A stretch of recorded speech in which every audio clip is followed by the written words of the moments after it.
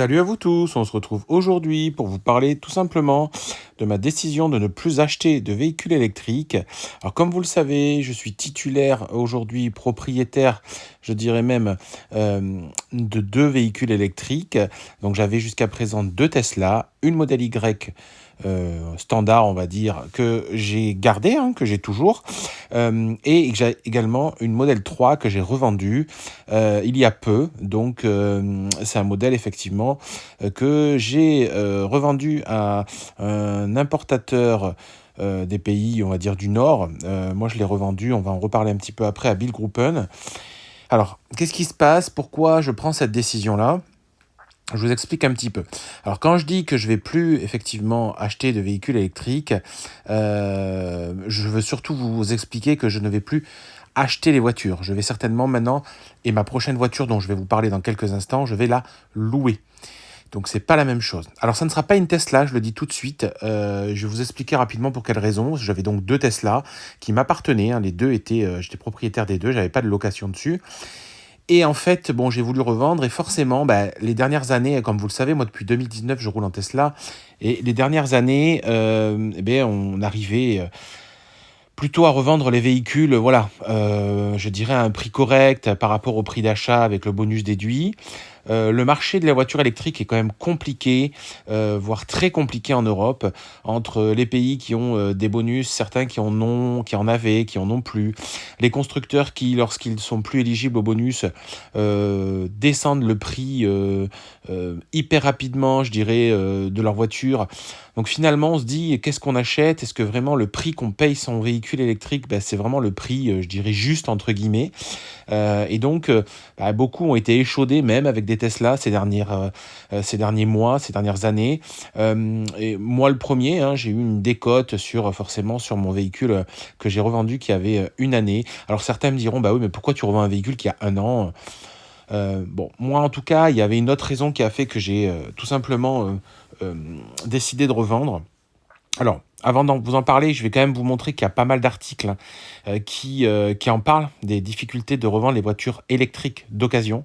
Donc, parce que c'est pas, c'est pas que chez Tesla, c'est même d'ailleurs mieux chez Tesla et c'est sûrement pire chez les autres. Donc, la plupart des véhicules électriques sur le marché de l'occasion trouvent difficilement preneur. Globalement, parce que le marché, est encore tout jeune et que c'est nouveau pour beaucoup d'acquéreurs, et c'est surtout que les nouveaux acquéreurs préfèrent se tourner vers un concessionnaire et sur un véhicule neuf pour pas avoir de problématiques de garantie, problématiques de batterie. Il y a encore beaucoup d'idées qui se disent qu'effectivement une batterie ça coûte cher, si ça casse, il faut effectivement derrière relativement un gros billet, je dirais, pour effectivement pouvoir changer une batterie. Bon, une fois qu'on a dit ça, on voit que les voitures électriques sont très fiables, il n'y a pas de doute là-dessus. Enfin, en tout cas, moi, j'en suis convaincu. Et donc aujourd'hui, j'ai gardé mon Tesla Model Y tout simplement parce que famille, 3 enfants, c'est quand même assez pratique.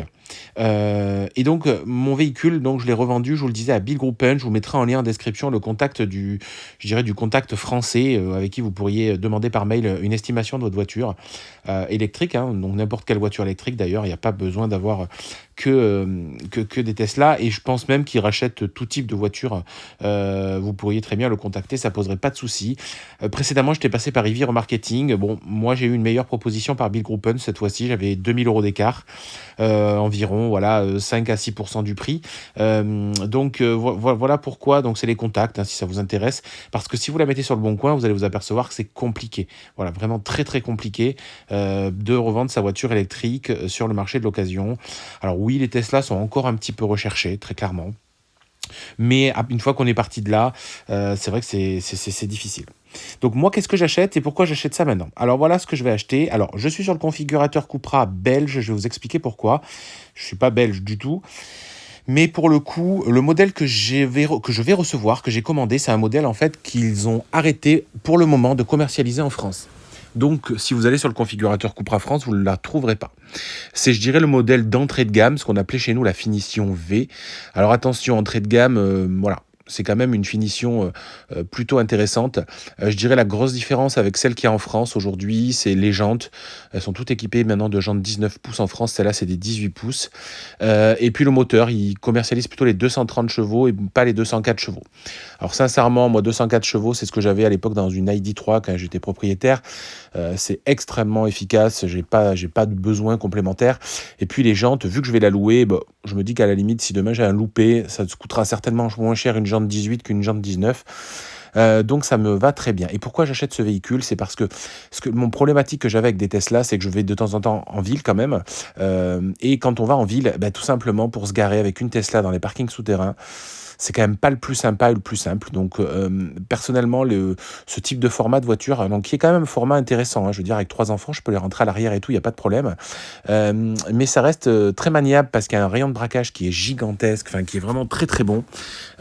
Et effectivement, il y a une maniabilité qui, voilà, à toute épreuve, qui a pas de ou sur laquelle il n'y a pas de problématique. Alors, pourquoi aussi je la prends en location? Je vais vous expliquer un peu tout ça.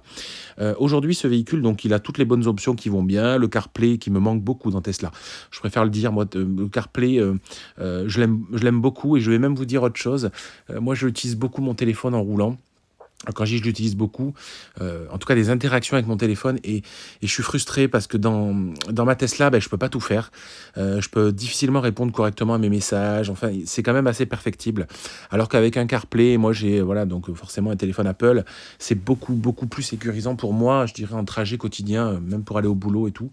Donc je suis content de retrouver mon CarPlay en plus sans fil, là c'est top. Et également, tout simplement, j'aime bien cette voiture. Je trouve qu'elle a un look sympa. On en voit, mais pas des quantités non plus astronomiques.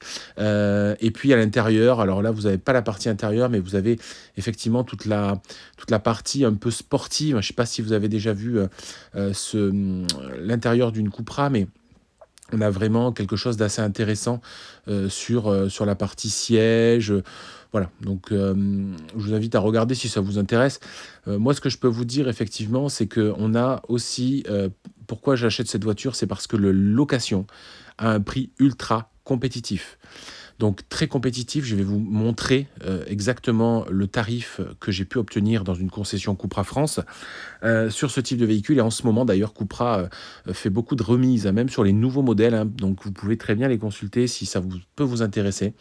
Donc on est sur effectivement quelque chose avec un prix extrêmement remisé à 258,75 € par mois sur 36 mois pour 15 000 km par an. Alors attention, bien évidemment, j'ai mis un apport, en sachant que j'ai droit au bonus 7 000 € et j'ai mis un apport de 1 500 €. Donc une fois qu'on a fait ce mix-là, j'ai un véhicule avec ce qu'on appelle l'entretien VIP, donc c'est l'entretien tout simplement les réglementaires du véhicule et un véhicule de remplacement. Donc ça peut faire une économie entre guillemets, pas obligé de le prendre dans son assurance voiture, à 258 € par mois. Donc on est vraiment sur un loyer qui est très acceptable, surtout quand on sait les économies qu'on fait avec une voiture électrique par la suite, en termes de coût d'usage. Mais vraiment, ça a vraiment été l'acte. J'ai décidé de vendre mon véhicule parce que j'avais besoin d'un véhicule un peu plus compact, un peu plus maniable. Et je me suis dit, mais par contre, ça reste un second véhicule du foyer. J'ai pas envie non plus de mettre une somme très importante mensuellement dessus. Et j'ai fait le tour des garages, en fait, pour être très honnête avec vous. J'étais pas vraiment fixé, en fait, sur un véhicule précis. J'ai fait le tour des garages et finalement, c'était l'offre la plus compétitive et la plus cohérente que j'ai pu obtenir. J'avoue que j'ai hésité avec une Mégane électrique. Mais le commercial n'a pas pu tomber en dessous de 350 €, vous voyez, donc j'étais 100 € plus cher quand même que cette Cupra Born. Mais voilà, j'aime bien la position de conduite de la Cupra. On est quand même assis plutôt en hauteur. Donc voilà, j'ai fait ce choix-là. Donc pour résumer, pourquoi j'achèterai plus de voitures? Parce que gros problème de revente d'occasion. Donc c'est vraiment le thème de la vidéo. Donc si vous êtes, en tout cas, si vous êtes friand d'acheter une voiture électrique d'occasion, il y a sûrement des bonnes affaires à faire par moment. Si vous avez des voitures électriques à revendre, n'hésitez pas à regarder chez EV Remarketing ou le lien que je vous mets en description de Bill Gruppen. Et puis réfléchissez-y pour votre prochain achat ou votre prochaine, je dirais, usage de véhicule. Faites attention quand même parce que beaucoup de gens quand même, ont été échaudés. Si vous louez une voiture, vous n'avez plus de problème de revente, vous n'avez plus de problème de décote, vous n'avez plus de problématique effectivement Voilà, vous n'êtes pas libre effectivement pour le coup de pouvoir changer à tout moment parce que là, moi en plus, c'est une LLD, donc normalement, il faut que j'aille enfin, voilà, jusqu'au bout du contrat. Mais sachez une chose, c'est que la LLD peut se céder. Voilà, moi je l'ai déjà fait sur la précédente voiture. Si on a un loyer pas cher, vous la mettez en ligne sur le bon coin, vous dites cession de LLD. Je vous dis qu'en 15 jours, elle est partie et vous trouvez un futur, je dirais, loueur jusqu'à l'échéance sans aucun problème. Je m'arrête là-dessus, ça fait 10 minutes. Si vous avez des questions, si vous êtes dans mon cas, si vous avez acheté des véhicules électriques et vous êtes embêté pour les revendre, si ça vous aide à votre réflexion, à votre acte d'achat final, je suis bien content. N'hésitez pas à me poser des questions. Et puis, je vous dis très bientôt. Suivez-moi pour plein de vidéos sur la chaîne, sur YouTube et aussi sur Twitter, Instagram et Facebook. Allez, ciao, ciao!